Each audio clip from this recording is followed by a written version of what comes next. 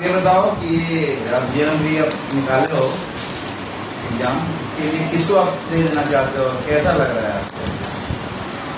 मुझे good morning everyone. Myself Sean Kumar from Standard 5 and I read in class 5 in SNC Memorial Public School. My father name is Rajesh Bin and my mother name is Sarita Devi.